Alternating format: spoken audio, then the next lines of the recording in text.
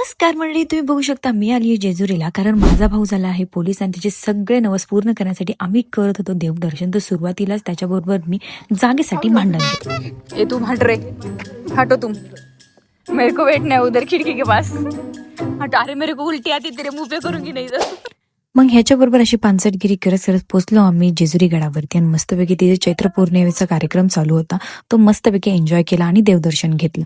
तुम्हाला जर कुठे माझी अशी आजी नाचताना भेटली तर ती समजून जायचं ही साक्षीची आजी आहे, कारण तो जो ओरा तिने माझ्याकडे पास केलाय तो सेम टू सेम आहे. आमच्याकडे कुंकू नव्हतं, मग या काकूंकडनं कुंकू घेतलं, आमच्या मामांना लावून त्यांनी फ्लॉन्ट केलं, सर्वांना कुंकू लावलं आणि सगळ्यांचा खंडोबा करून टाकला. मग मी पण थोडीशी व्हिडिओ काढली, थोडासा भंडारा वगैरे उधळला आणि नंतर आम्ही हा जागरण गोंधळाचा कार्यक्रम बघत बघत गड उतरायला लागलो. आणि गड उतरत होता मला दिसला हा खोटा वाघ, ज्याला मुलं बघून खूप फॅसिनेट होत होते. हा जो बारका पोरगं रडते ना, ते सेम माझ्या भावासारखंच आहे, असंच रडायचं तो. आणि बघा, हे माझे भाऊ माझ्याकडनं मिसळची पार्टी मागत होते, तर मी ही पार्टी त्यांना दिली की नाही दिली हे तुम्ही पार्ट 2 मध्ये बघा. हा आता पार्ट 1. चलो, thank you so much for watching. Part 2 साठी वेट करा. बाय.